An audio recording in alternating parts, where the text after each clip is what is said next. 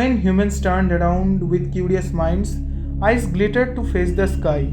Looking up at the simmering bodies, they stood out from the rest. We are able to move around and migrate to different areas of the earth, all thanks to the stars.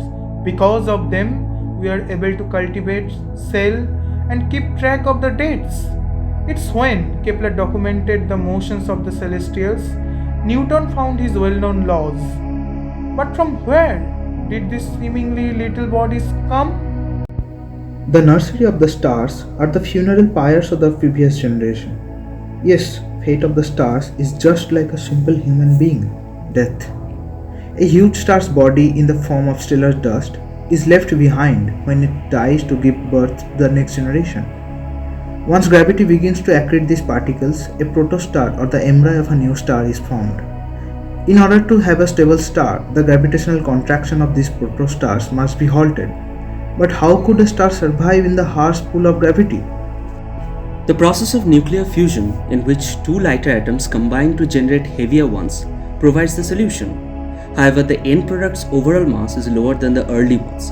According to the well-known Einstein formula E equals to mc square, this mass difference produces radiation that is thousands of times more intense than nuclear bombs. Arthur Eddington demonstrated that fusion is the star's lifeblood. However, nuclear fusion doesn't take place until temperatures exceed 100 million degrees.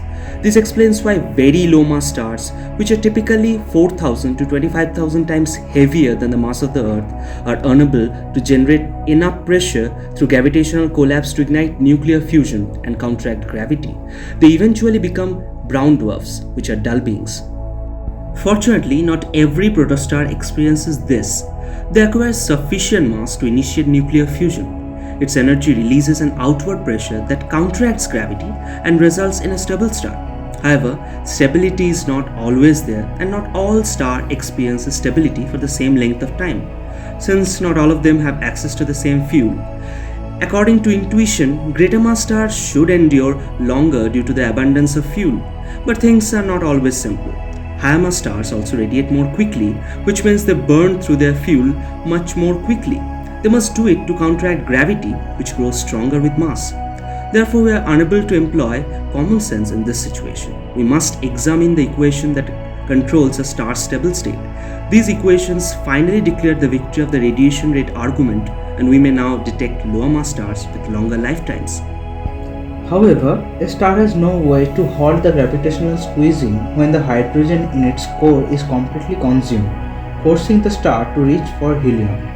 Once gravitational squeezing begins, the temperature eventually rises to a point where hydrogen fusion begins in the outer shell, producing a form that is hundreds of times more massive and luminous than the steady-state version. Red giants get their name from this massive phase where the temperature is reduced and a reddish appearance emerges. The core shrinks, and after a while, helium atoms commence to fuse to form higher mass nuclei, but this fusion does not aid in the core's expansion. Only helium burns gently, known as helium flash. The gravitational collapse of the outer shell of the red giant causes the rise in temperature, and the helium fusion starts in the outer shell. The most enormous and bright phase, known as the supergiant, is the consequence of a second expansion.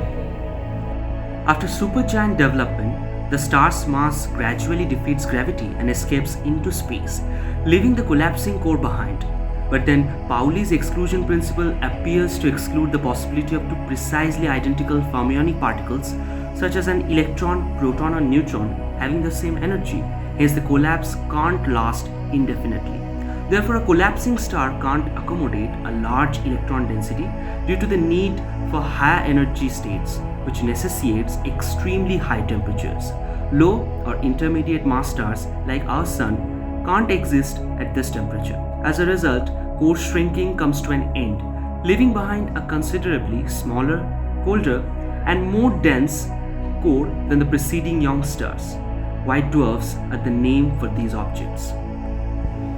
Through this gradual and painless demise, our Sun will also turn into a white dwarf, leaving the components of its outer shell behind as a stellar nebula, which will serve as the birthplace of a new star and perhaps even a new life form.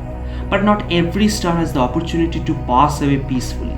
While traveling to Britain, a young Indian scientist demonstrated that electron degeneracy is insufficient to halt the forceful pull of gravity when the star's mass is 1.4 times greater than that of the sun's.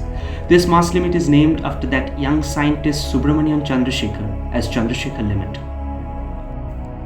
After this limit, electron degeneracy becomes irrelevant and collapse continues. Temperature increases and helium fusion continues, giving higher and higher mass nuclei.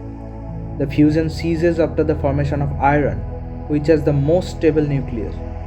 Then, as gravity pulls on the core once more, electrons and protons finally combine to form neutrons and neutrinos. Every second, trillions of neutrinos pass through our bodies without any interaction. However, in cores like this, about 10 to the power 57 neutrinos form and travel to the incredibly dense outer layer of the supergiants, where they cause a massive explosion that kills stars violently, known as a Type 2 supernova. Two white dwarfs can merge to form a Type 1a supernova. Iron and other heavy materials are thrown out in a Type 1a supernova, and the extremely high temperatures of the explosion permits them to produce higher mass elements up to rubidium. These are the universe's most energetic phenomena, capable of outshining a whole galaxy. This is indeed another source of the nebula, breeding ground of the new stars.